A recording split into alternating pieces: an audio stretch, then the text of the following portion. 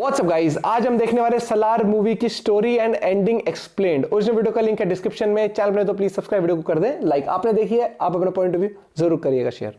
1 2 3 गो। सालार movie के बारे में एक जो अच्छी चीज थी वो उसकी वर्ल्ड बिल्डिंग, लेकिन क्योंकि ये सारी स्टोरी को उन्होंने सेकंड हाफ के अंदर क्रैम्प कर दिया तो वो काफी डेंस फील हो सकता है और इसीलिए तुम में से बहुत सारे लोगों को शायद क्लिक ना हुआ हो। इसीलिए एकदम सिंप्लीफाइड वर्जन बताऊंगा कि क्या हिस्ट्री है, क्या हुआ, क्या चल रहा था। सारी स्टोरी रिवॉल्व करती है एक ही प्लेस में जिसका नाम है खानसार। और अपने को ब्रीफली जो मैप दिखाया था ना, उससे अंदाजा लगा सकते हैं कि वो गुजरात और पाकिस्तान के बॉर्डर पे है। तो पिक्चर के अंदर के मेजॉरिटी कैरेक्टर साउथ इंडियन कैसे दिख रहे हैं, क्योंकि उन्होंने पाकिस्तान की 3 क्लैंस है जिन्होंने साथ में मिलकर खानसार को बिल्ड किया और उसके ऊपर राज करते हैं, रिप्रेजेंटेड बाय 3 डिफरेंट एनिमल्स। बड़े से हॉल में पीछे मूर्ति भी लगाई गई है, एक वुल्फ, एक बुल और तीसरा ईगल। तीनों क्लैंस के अपने अपने अलग लीडर्स तो हैं, बट इनमें से कोई एक होगा कर्ता जो सबके ऊपर बैठेगा और वो खानसार का राजा है बेसिकली। और ये राजा वाली पोस्ट इन्हीं के बीच में सर्कुलेट होते रहती है। अब ये पूरी हिस्ट्री तो 1000 साल की है, बट इसकी स्टोरी स्टार्ट होती है रेड बुल क्लैन का एक बहुत ही पावरफुल लीडर हुआ जिसने कॉन्स्टिट्यूशन बनाई और वो मर गया। तो उसके बाद अगला नंबर था वुल्फ क्लैन के किसी एक मेंबर को गद्दी पे बैठने का, लेकिन जो पावरफुल बुल अभी मरा है उसके बेटे के एम्बिशन ज्यादा थे तो उसने सामने वाले क्लैन को पूरा ही खत्म कर दिया। एक भी आदमी, औरत या बच्चों तक को वो जिंदा नहीं रखना चाहता था, क्योंकि अगर कोई बच गया तो आके वापस घोड़े लगाएगा। पिक्चर के इसी पॉइंट पे मुझे हिट हुआ कि प्रभास ये वुल्फ क्लैन का सर्वाइविंग मेंबर हो सकता है, क्योंकि हीरो के पीछे एक ट्रेजेडी वाली स्टोरी देनी जरूरी है। बाहुबली, मैं तुम्हारी बात कर रहा हूँ। तो राजा का बेटा दिस गाय ये पावर और मारकाट धोखा यूज करके कर्ता बन जाता है खानसार का और बहुत सारे बच्चे प्रोड्यूस करता है मल्टीपल वाइफ से। केजीएफ के अंदर गरुड़ा जो था वही एक्टर इसमें भी है और ये उसकी पहली वाइफ का बेटा है। पृथ्वीराज का कैरेक्टर शायद 2nd या 3rd वाइफ से था, इसीलिए उसको बचपन से नाजायज और सौतेला बुलाते थे और यही रीजन था कि गरुड़ा इससे बहुत ज्यादा गुस्सा रहता था। बेटी भी है इसकी जो कि पूरी पिक्चर के अंदर सिर्फ एक ही चीज करना चाहती है, शांत रहो बाप के लिए। बाकी बचे हुए जितने भी साइड कैरेक्टर्स तुमने खानसार के अंदर देखिए उसको चाचा मामा फूफा वाली कैटेगरी में फिट कर सकते हो। They are very less important, सिवाय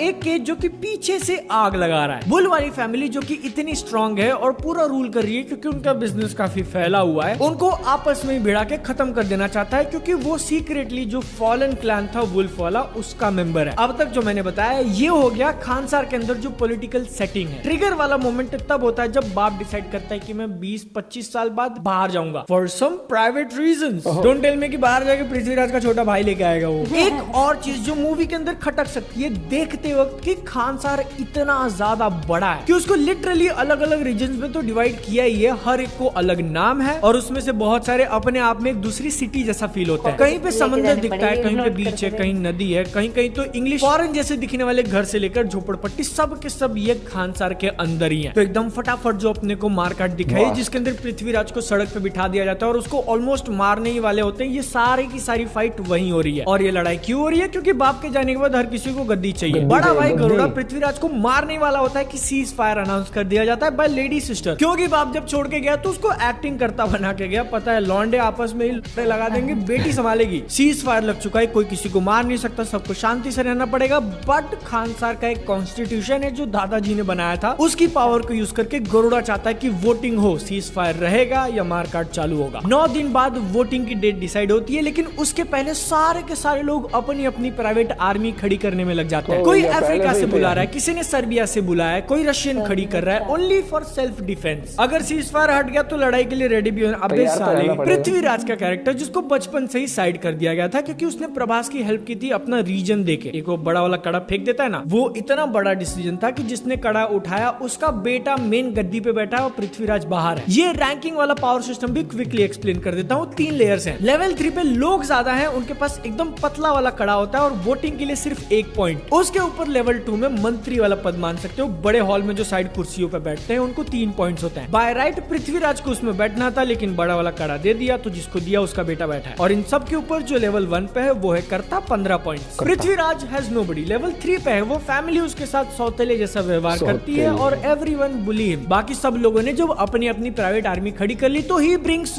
1 मैन एज एन आर्मी जो पोल को को वाइब्रेटर बना सकता है। प्रभास का कैरेक्टर खानसार के अंदर घुस तो जाता है, लेकिन वो चुपचाप अपने दोस्त की बेइज्जती देखने पे मजबूर, क्योंकि सीज फायर लागू है, मार काट नहीं कर सकते। एक दिन वो पूरा पतंग वाला इंसिडेंट, लड़की के साथ जबरदस्ती करना उसे देखा नहीं जाता, तो वो काटता है सामने वाले का गला। नहीं, एक्चुअली काली माँ ने भेजा है उसको, मुंह में भाला घुसा देता है। अब तुम क्वेश्चन कर रहे हो कि कौन है वो जो मरा, तो अब तक एक क्लैन की बात नहीं करी अपन ने। थर्ड जो है ईगल वाला, उसके लीडर का बेटा होता है, जिनको ज्यादा डेवलप, ज्यादा फोकस नहीं दिया, क्योंकि उनको हलाल करने के लिए ही रखा था। क्लैन के लीडर के बेटे को मार दिया, वो भी सीज फायर के टाइम पे। तो फिर कोर्ट के अंदर सुनवाई होती है और वहां पे वो बाप का गला काट देता है। Third number clan, eagle clan, is over. Side में खड़े हुए गार्ड्स गोली क्यों नहीं चलाते? क्योंकि गन में लगी हुई मैगजीन निकल जाती है। गन में लगी हुई मैगजीन क्यों निकलती है? क्योंकि प्रभास है वो, द स्ट्रॉन्ग मैन बादल। हीरो उसका दोस्त और पूरे ग्रुप को जेल में डाल देते हैं। सीज फायर की वोटिंग चालू हो जाती है। एक तरफ है बेटी जो कि चाहती है शांति और सीज फायर बना रहे, दूसरी तरफ है गरुड़ा जो कि मारकाट चालू करवाना चाहता है, क्योंकि वो अपने अपोनेंट्स को खत्म कर देगा तो गद्दी उसकी हो जाएगी। सेकंड वाला फ्रैक्शन ऑलमोस्ट जीत ही रहा होता है कि बाप आ जाता है और 15 पॉइंट्स वाला कड़ा रख देता है, तो इट इज इक्वल। एक वोट रह गया देने के लिए पृथ्वीराज का, एक ही पॉइंट है उसको, बिकॉज लेवल 3 मेंबर, और उसके सामने दो ऑप्शंस है, शांति या लड़ाई। जो उसकी खुद की बहन है, उसने धमकी दिया था कि अगर तूने शांति नहीं मेंटेन करी तो तेरे भाई का गला कटवा दूंगी। And people also expect him कि वो पीस वाला एंगल को सपोर्ट करेगा, क्योंकि उसके खुद के पास कुछ है नहीं। लास्ट टाइम उसकी जान ऑलमोस्ट जाने ही वाली थी, सीज फायर के कारण जिंदा बचा है वो। लेकिन यहाँ पर छोटा सा ट्विस्ट, जो कि बिल्कुल ट्विस्ट नहीं था, वो अपने इंटेंशंस क्लियर करता है कि उसको गद्दी चाहिए, उसको बनना है राजा, and he has Jesus alongside him. तो वो बोलता है आजा। मारकाट चालू, एक्शन दिखाया जो कि बहुत ज्यादा क्लियरली दिखता नहीं। एंड देन वी नो कि बाप बाहर क्यों गया था। एक बहुत बड़ी वेपन्स डील हुई है खानसार के साथ, और जिस क्लैन को उसने मरवाया था उसके बचे हुए मेंबर्स ने कराई है। वुल्फ वाले बच गए हैं, रिवेंज लेने के लिए तैयार हैं, यहाँ तक कि उनका प्रिंस भी जिंदा है बिकॉज ऑफ पृथ्वीराज, क्योंकि उसने बचपन में प्रभास और उसकी माँ को बचा लिया था। पिक्चर